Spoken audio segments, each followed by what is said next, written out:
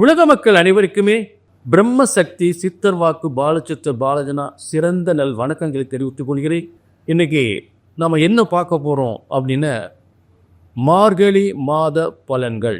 இந்த மார்கழி மாத பலன்கள் இந்த நிகழ்ச்சியின் மூலம் நிச்சயமாக உங்கள் வாழ்க்கையில் உங்கள் மனதில் ஏற்பட்ட அத்தனை துன்பங்களும் கழிவதுதான்.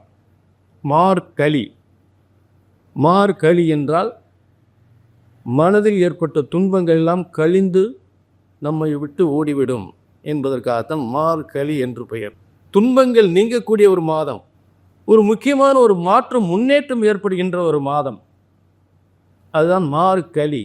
அதுக்கு அப்புறம் தான் தை வருது.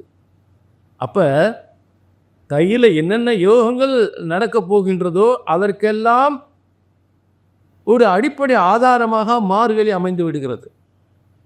இப்போ வாழ்க்கையில் எல்லாருமே நல்ல யோகமான வாழ்க்கை வாழ வேண்டும், நல்ல ஒரு மாற்றம் வர வேண்டும், நல்ல ஒரு முன்னேற்றம் வர வேண்டும் என்பதற்காக ஒவ்வொருவரும் ஒவ்வொரு லட்சியத்துடன் பயணத்தை தொடர்ந்து கொண்டிருக்கிறார்கள். அவரவர் வாழ்க்கையில் முன்னேறுவதற்கான பல முயற்சிகளையும் எடுத்துக்கொண்டிருக்கிறார்கள். அப்படிப்பட்ட முயற்சிகளை செய்து தோல்வி அடையும் போது, நடக்கவில்லை என்று தோல்வி அடையும் பொழுது மனவேதியுடன் ஒரு 4 அவரை அந்த ஜோசியரை பார்ப்போம், ஒரு 4 ஜோசியரை பார்ப்போம் அப்படின்னு ஒரு 4 பேர் பார்க்குறாங்க. பார்த்து சொன்னது நடக்கலை அப்படின்னு சொல்லும்போது என்ன ஜாதகம் ஜோசியம் பார்த்து அப்படின்ற வேதனை உங்களுக்கு ஏற்பட்டு போகுது. அது உண்மையில் ஒரு வேதனையான விஷயம். என்னுடைய 30 ஆண்டு கால அனுபவத்தில் பார்த்துட்டேன். என்ன உங்களுக்கு இந்த நிகழ்ச்சியில் என்ன சொல்ல போகிறேன்? ஜோதிடம் ஒருபோதும் தப்புவதில்லை, தவறுவதில்லை. ஐயா நீங்கள் சொல்கிறீங்க பாருங்க, என் பையன் படிச்சுட்டு 4 வருஷமாக வேலை இல்லாமல் இருக்காங்கய்யா, அவனுக்கு எப்போ வேலை கிடைக்கும் சொல்லி நாங்களும் ஒரு 4-5 ஜோசியருக்கு மேலே பார்த்துட்டோம். நாங்கள் பார்க்காத ஜோசியர் கிடையாது. அவங்க சொன்ன மாதிரி வேலையை கிடைக்க மாட்டேங்குது. ஆனால் பிறக்கும்போது அரசாங்க வேலைக்கு பிறந்திருக்கான் அப்படின்றாங்க. ஆனால் அவனுக்கு வேலையை 4 வருஷமாக படிச்சுட்டு வேலை இல்லாமல் இருக்கான். இப்போயே வயசு அவனுக்கு 27 வயசு ஆகி போச்சு. அவனுக்கு என்றைக்கு கல்யாணம் முடிக்க, என்றைக்கு வேலை கிடைக்கும், என்றைக்கு நான் கல்யாணம் முடிக்கிறது? அதே போல் பொம்பளை பிள்ளை படிக்கிற பிள்ளைய, நல்ல படிக்கிற பிள்ளையை நிப்பாட்டிட்டு நாங்கள் கல்யாணம் பண்ணுறதுக்காக வரன் பார்க்க ஆரம்பித்தோம். நான் மேல் படிப்பு படிக்கணும்னு சொல்லிச்சு, வேண்டாம்ப்பா காலாவது கல்யாணம் முடிக்கணும்னு சொல்லி, இல்லை நீங்கள் நம்ம குடும்ப கஷ்டத்துக்காக நான் மேலே படித்து நான் வேலைக்கு போகணும்னு நினைக்கிறேன் அப்படின்னு போய் எங்களுக்கெல்லாம் உழைச்சி போட வேணாம், நாங்கள் பார்த்துக்குறோம், பொம்பளை பிள்ளையை காலாவது கல்யாணம் முடிக்கிறது எங்கள் கடமை அப்படின்னு சொல்லி பொண்ணுக்கு மாப்பிள்ளை பார்க்க ஆரம்பித்தோங்கய்யா. 1 வருஷமா 2 வருஷமா பொம்பளை பிள்ளைக்கு 21 வயசில் மாப்பிள்ளை பார்க்க ஆரம்பித்து 5 வருஷம் ஆகி போச்சுங்கய்யா, இன்னும் கல்யாணம் முடியலை. அப்போ நாங்கள் ஒரு முயற்சி பண்ணி கல்யாணம் முடியலை. உங்களை மாதிரி ஜோசியர் அவரை பார்த்தா கல்யாணம் முடியுமா, இவரை பார்த்தா கல்யாணம் முடியலை.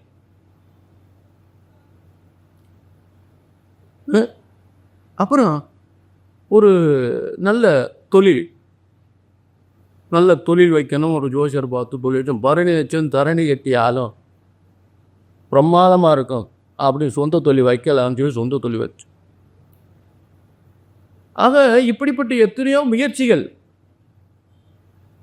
ஒரு கல்வி முயற்சிகள், ஒரு வேலை வாய்ப்புக்காக, ஒரு திருமணத்திற்காக, ஒரு கணவன் மனைவி பிரச்சனைகளுக்காக இந்நேரம் பார்த்து இத்தனை பொறுத்து கல்யாணம் முடிச்சுட்டோம், புருஷன் முன்னாடி சேர்ந்தே வாழ. அப்புறம் கல்யாணமாகி நல்ல பொருத்தம் பார்த்தா கல்யாணம் முடிச்சு வச்சோம், பொம்பளை பிள்ளைக்கு குழந்தை இல்லை. ஆக மாமனார் மாமியார் வீட்டில் ஒரே பிரச்சனை, குழந்தை இல்லைன்னு ஒரே பிரச்சனை. அடுத்த சிலருக்கு சொத்து பிரச்சனைகள்.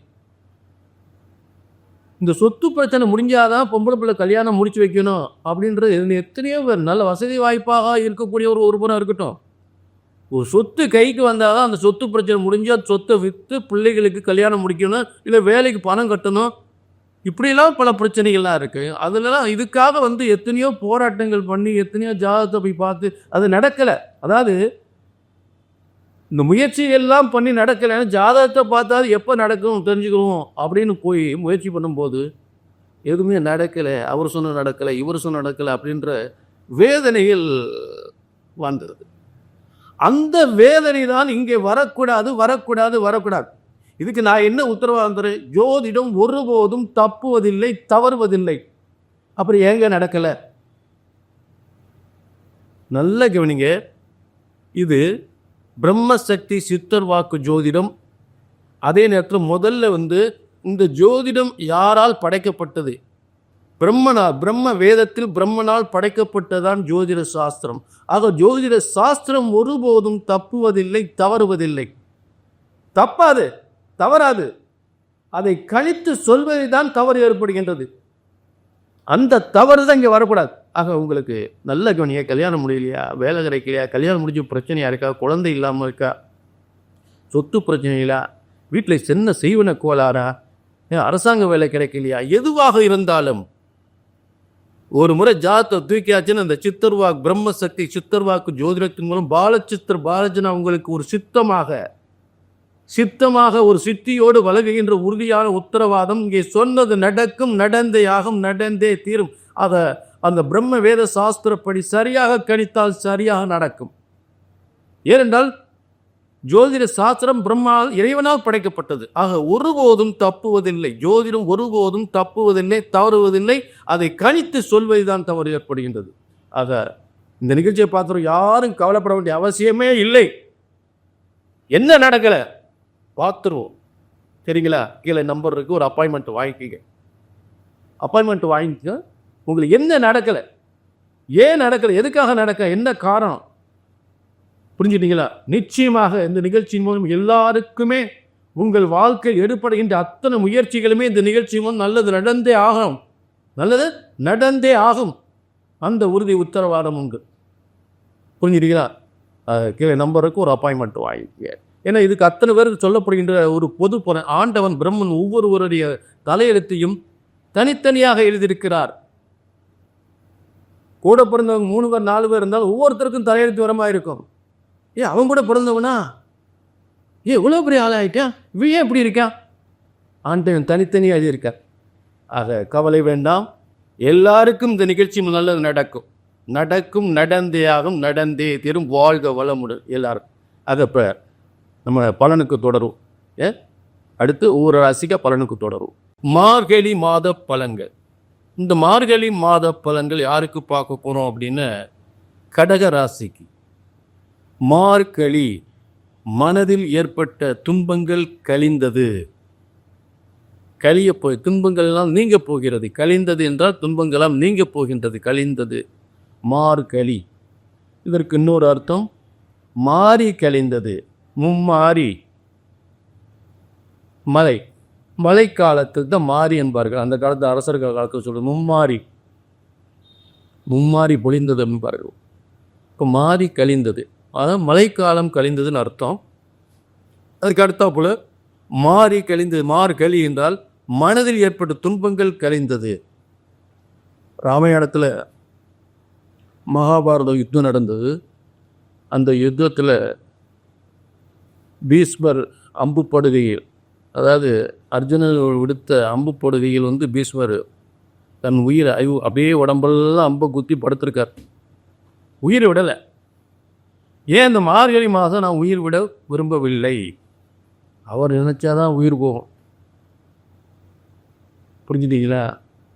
ஆக அவர் மனசில் நினைச்சதெல்லாம் நடக்கக்கூடிய ஒரு ஒரு மிகப்பெரிய ஒரு காலமாக இந்த மார்கழி மாதம் அமைந்திருக்கிறது.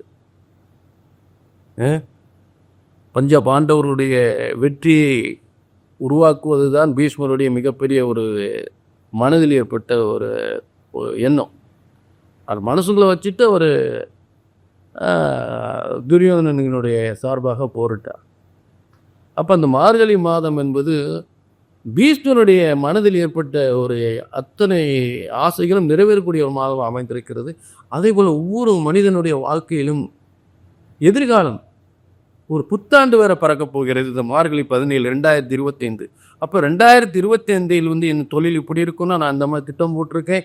எனக்கு கல்யாணம் இந்த வருஷமாவது கல்யாணம் முடியுமா, இந்த மாதம் என் தொழில் இந்த வருஷமாவது என் தொழில் நல்லா இருக்குமா, எனக்கு நல்ல தொழில் வேலை அரசாங்கம் நல்ல வேலை கிடைக்குமா, நல்ல வருமானம் வருமா, இதுக்கு இதை செய்ய போகிறேன், அதுக்கு அதை செய்ய போகிறேன், இப்படிலாம் என் வாழ்க்கை நல்லா இருக்குது, இந்த காரியம் செய்ய போகிறேன்னு சொல்லக்கூடியவருக்கெல்லாம் மிகப்பெரிய ஒரு நல்ல மாற்றத்தையும் முன்னேற்றத்தையும் நல்ல வெற்றியை ஏற்படுத்தக்கூடிய, அதற்காக அடித்தளமிடக்கூடிய ஒரு சிறந்த மாதமாக மார்கழி மாதம் இந்த கடகராசிக்கு அமைய போகிறது.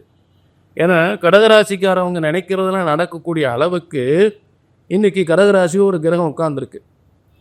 அது என்ன, கடகராசிக்கு 5ஆம் அதிபதி 10ஆம் அதிபதி என்று சொல்லக்கூடிய செவ்வாய் கடகராசியில் இருப்பது, கடகராசி என்னென்ன காரியம் அவங்களாம் நினைக்கிறாங்களோ அதுபோல் மிகப்பெரிய வெற்றி அடையும், நல்ல முன்னேற்றம் பெறும். புரிஞ்சுட்டீங்களா? அந்த மார்கழி 16, அதாவது மார்கழி மாதம் வந்து 16/12/2024 மார்கழி பிறக்குது. இந்த மார்கழி முடியக்கூடிய மாதம் என்னன்னு கேட்டிங்கன்னா 2025 13ஆம் தேதி, 13/1/2025 மார்கழி முடியுது 2025. அப்போ கடகராசிக்கு இந்த மார்கழி 17ஆம் தேதி புத்தாண்டு பிறக்குது. கடகராசிக்கு மட்டும் எல்லாருக்கும் பிறக்குது. ஆனால் கடகராசிக்காரன் ஒரு திட்டம் போட்டிருப்பாங்க, இந்த 2025 இதை செஞ்சே தீரணும், இந்த மாதிரி தொழில் பண்ணி ஆகணும், உலகமே பார்க்கக்கூடிய அளவுக்கு நான் முன்னேற்றம் இருக்கணும், சாதிக்கணும், இதை அப்படி நினைக்கக்கூடியவர்களை மிகப்பெரிய ஒரு ஏற்கனவே நினச்சதை பூரா சாதிக்கக்கூடியவர்கள் தான் கடகராசிக்காரன். நினச்சி சாதிக்க விடவே மாட்டாங்க. மனசில் என்ன நினைக்கிறேன் அந்த காரியத்தை சாதிக்கணும். சாதிக்கலைன்னா ஓய்வே இருக்காது, அவங்களுக்கு ஓய்வு இருக்காது, உறக்கம் இருக்காது, நினச்சதை சாதிக்கணும். அந்த சாதிக்கக்கூடிய ஒரு சிறந்த ஒரு முன்னேற்றம் 2025 ஏற்பட போகிறது. அந்த 2025 கடகராசிக்கு உண்மையிலே மிகப்பெரிய ஒரு மாற்றமான ஒரு காலமாக, அதைத்தான் இந்த மார்கழி மாதம். மார்கழி மனதில் ஏற்பட்ட துன்பங்கள் கழிகிறது, முன்னேற்றத்திற்கான நல்ல வழிகள் ஏற்பட போகின்ற ஒரு சிறந்த மாதமாக அமையப் போகிறது இந்த கடகராசி. ஆக இந்த 16/12/2024 பிறக்கின்ற மார்கழி மாதம் 2025 13/1/2025 இந்த மார்கழி மாதம் புத்தாண்டில் முடிவடைகிறது. அப்போ இந்த மார்கழியில் துன்பங்கள் கழிந்து நல்ல மாற்றம் முன்னேற்றத்திற்கான நல்ல வழிகளை ஏற்படுத்தக்கூடிய அந்த புத்தாண்டில் இந்த மார்கழி மாதம் நமக்கு முடிவடைகிறது. அடுத்து தை பிறந்தால் வழி பிறக்கும் என்பது போல ஒரு சிறந்த ஒரு காலத்தை ஏற்படுத்தக்கூடிய ஒரு மார்கழி மாதமாக நம்ம அமையப் போகிறது. தேவாதி தேவர்களெல்லாம் பூமிக்கு வந்து உங்களுக்கெல்லாம் ஆசி வழங்கக்கூடிய ஒரு சிறந்த மாதமாக மார்கழி மாதம் அமையப் போகிறது. ஆகவே தான் இந்த மார்கழி மாதம் எல்லா ஆலயங்களிலுமே வந்து நல்ல ஒரு சிறந்த முக்கால பூஜை என்று சொல்லக்கூடிய அத்தனை பூஜை வழிபாடுகளும் நடக்கக்கூடிய ஒரு சிறந்த ஒரு மார்கழி மாதமாக. ஏனென்றால் அனைத்து தேவர்களுமே ஆசி வழங்கக்கூடிய ஒரு மாதம்தான். அனைத்து தேவாதி தேவன் 33 கோடி தேவர்களும் பூமியில் அத்தனை மக்களுக்குமே ஆசி, அவருடைய மனசில் என்ன நினச்சி வழிபடுறாங்களோ அது போல மிகப்பெரிய வெற்றியை ஏற்படுத்தக்கூடிய ஒரு மாதம் தான் இந்த மார்கழி மாதம். அப்போ இந்த மார்கழி மாதத்தில் நீங்கள் உங்களுடைய எந்த ஆலயத்திற்கு உங்கள் மனதில் பிடித்த ஆலயம், இங்கே நான் சொல்லக்கூடியது கடகராசிக்கு முருகன் ஆலயம் வழிபடலாம், பெருமாள் ஆலயத்தை வழிபடலாம். அப்போ அந்த ஆலயம் சென்று வழிபடும் பொழுது விளையாட்டு குலதெய்வம். ஆக இங்கிருந்து சொல்லக்கூடியது முருகன் ஆலயத்தையும் பெருமாள் ஆலயத்தையும் வழிபடும் பொழுது நிச்சயமாக உங்கள் வாழ்க்கையில் மிகப்பெரிய வெற்றியை ஏற்படுத்தும்.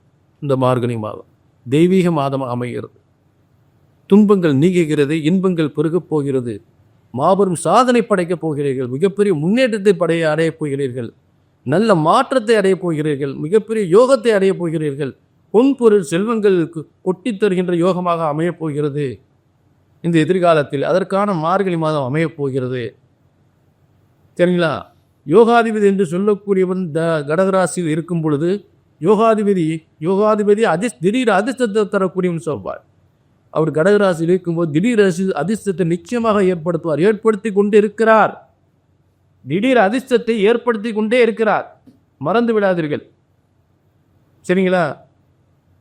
ஆக அந்த மார்கழி மாதத்தில் சிவராஜ யோகத்தில் சூரியன் சிவராஜ யோகத்தில் தனுசு ராசியில் இருக்கும் பொழுது கடகராசிக்கு தொழில் வெற்றிகளை ஏற்படுத்தக்கூடிய நிலை ஏற்படுகிறது. அடுத்து கடகராசிக்கு 4-11 மகர ராசிக்கு கொஞ்ச காலம் 15 அதாவது மார்கழி 15 வரை, மீதி 15ஆம் தேதி வந்து முதல் 15 நாட்கள் வந்து கடகராசிக்கு 7ஆம் இடத்தில் சுக்கிரன் 4-11 இருக்கும்போது இடம், வீடு, வாசல், திருமண யோகங்கள், தொழில், வியாபாரங்கள், வருமானங்கள், முன்னேற்றங்கள், வேலை வாய்ப்புகள், இது கொடுக்கக்கூடிய ஒரு நிலைகள், நண்பர்களால் பல யோகங்கள் என்று பலவிதமான நன்மைகள் பெறக்கூடிய இடத்தில் சுக்கிரன் இருக்கக்கூடிய நிலை மார்கழி 15 வரை. மார்கழி 15க்கு அப்புறம் கும்பத்துக்கு 8ஆம் இடத்துக்கு போகிற, கடகராசிக்கு 8ஆம் இடத்துக்கு போகிறார். சுக்கிரன் 8ஆம் இடத்துக்கு போனால் சனியோடு சேரும் பொழுது, அதாவது இருவர்கள் ஒருவருக்கொருவர் பிடித்தமான ஆள்கள் இருவரும் ஒன்று சேரும் பொழுது,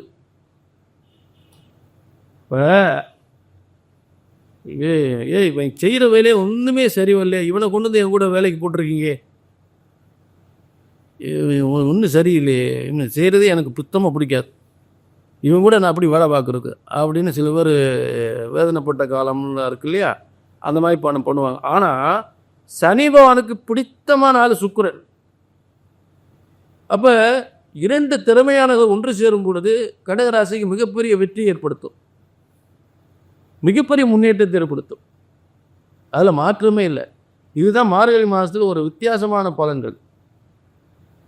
அப்போ வாகன யோகங்கள், சொத்து யோகங்கள், வாகன ஷோரூம் வச்சுருக்கவங்களுக்கெல்லாம் பார்த்து திடீர்னு வந்து நிறைய வாகன விற்பனைகளே ஆகும்.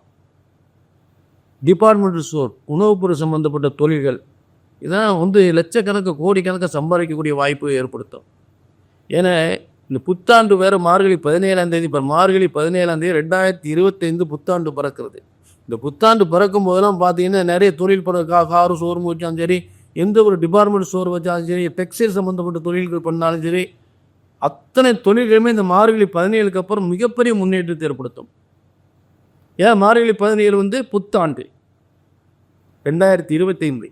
ஆக இப்படிப்பட்ட சிறப்பு அம்சங்கள் கடகராசிக்கு இந்த மார்கழி மாதம். கழிந்தது. என்ன கழிந்தது? சோதனைகள், வேதனைகள் எல்லாம் கழிந்து ஓடப் போகிறது.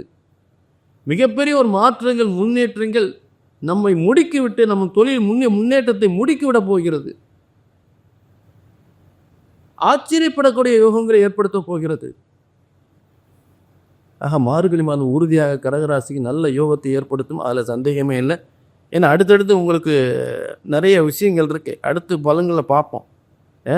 மார்கழி வந்து நிறைய கடகராசிக்கு வந்து பார்த்தீங்கன்னா அஸ்தமத்தினா ஒன்றுமே செய்ய போகிறோம், அது அடிக்கடி நான் சொல்லிகிட்டே இருக்கேன். நிறைய பேர் எனக்கு அது சரியில்லை, இது சரியில்லை, நடக்கல அப்படின்னா உங்கள் தனிப்பட்ட ஜாதகம் சரியில்லை. என்னங்க ஒன்றும் நல்ல தொழில் கிடைக்கும், தொழில் சரியாக ஓட மாட்டேங்குது, நல்ல வேலை கிடைக்க மாட்டேங்குது, நல்ல தொழில் ஓட மாட்டேங்குது, தொழில் நாளுக்கு நாள் ரொம்ப மோசமாக போகிறதுக்கு, நல்ல வேலை கிடைக்க மாட்டேங்குது, கல்யாணம் முடிக்க மாட்டேங்குது, கல்யாணம் முடிச்சு குழந்தை இல்லை, வீட்டில் ஒரே பிரச்சனை, அமைதி போச்சு, சந்தோஷம் போச்சு, இப்படிப்பட்ட பிரச்சனைகள் ஏதாவது தொடர்ந்து இருந்துச்சுன்னா உங்கள் தனிப்பட்ட ஜாதகம் சரியில்லை. ஏன்னா இங்கே சொல்லக்கூடிய பலன்கள் எல்லாமே நல்லா இருக்குது. கடகராசிக்கு தொடர்ந்து பல வேதனைகள், சோதனைகள் நடந்தால் உங்கள் ஜாதகத்தில் நீண்ட நாள் ஒரு தசாபுத்தி, மோசமான தசாபுத்திகள் நடந்தது. உதாரணத்துக்கு ராகு திசை எடுத்தீங்க, 18 வருஷம் நடக்கும். இந்த 18 வருஷம் ராகு திசையில் எத்தனை குரு பயிற்சி நல்லா இருந்தாலும் உங்களுக்கு நல்ல பலன் கிடைக்காது. குரு பயிற்சி எத்தனை சிறந்த யோகத்தை தரக்கூடிய குரு பயிற்சியாக இருந்தாலும் மோசமான இடத்துல ராகு திசை நடந்தால் உங்களுக்கு நல்ல குரு பயிற்சி, அந்த குரு பயிற்சி நல்ல பலன் கிடைக்காது. அப்போ அதை புரிஞ்சுக்கணும். அப்போ நடக்கலைன்னு சொல்லவங்க உங்கள் தனிப்பட்ட ஜாதகத்தை பார்த்துக்கணும். புரிஞ்சுட்டீங்களா? அது ஜோதிட சாஸ்திரம், பிரம்மசக்தி, சித்தர் வாக்கு ஜோதிடம் என்பது எந்த பிரம்மன் நம்ம படைத்திருக்கிற அந்த பிரம்மனால் உருவாக்கப்பட்டதான் ஜோதிட சாஸ்திரம். ஆக ஜோதிடம் ஒருபோதும் தப்புவதில்லை, தவறுவதில்லை. அதை கணித்து சொல்வதுதான் தவறு ஏற்படுகின்றது. ஜோதிடம் ஒருபோதும் தப்புவதில்லை. ஏனென்றால் இறைவனால் பிரம்மனால் படைக்கப்பட்ட ஜோதிட சாஸ்திரம். ஜோதிடம் ஒருபோதும் தப்புவதில்லை, தவறுவதில்லை. அதை கணித்து சொல்வதுதான் தவறு ஏற்படுகின்றது. ஆக உங்கள் பிரச்சனை எதுவாக இருந்தாலும் சரி, இங்கே பிரம்மசக்தி சித்தர் வாக்கு ஜோதிட முறைப்படி எல்லாமே சரியாக நடக்கக்கூடிய முறையில் கணித்து உங்களுக்கு பலன்கள் வழங்கப்படுகின்றன. ஆக யாரும் கவலைப்பட வேண்டிய அவசியமே இல்லை. அது நடக்கலை இது நடக்கலை அப்படின்னு கவலைப்பட வேண்டிய அவசியம் இல்லை. எந்த பிரச்சனைக்காக ஜாதகத்தை கையில் எடுக்கிறீங்களோ, என்னை பார்த்து நடக்கலை அப்படின்ற வார்த்தையே வரக்கூடாது. ஒரு முறை ஜாதகம் அப்படி கையில் தூக்கியாச்சு, நான் சொன்னது நடக்கும், நடந்தே ஆகும், நடந்தே தீரும். இதுதான் இந்த பிரம்மசக்தி சித்தர்வாக்கு ஜோதிடத்தின் மூலம் நான் தருகின்ற உறுதியான உத்தரவாதம். ஆக எல்லாருக்கும் நல்லது நடக்க வேண்டும். மீண்டும் ஒரு நல்ல நிகழ்ச்சியில் சந்திக்கும் வரை எல்லாரும் வாழ்க வளமுடன். நன்றி, வணக்கம்.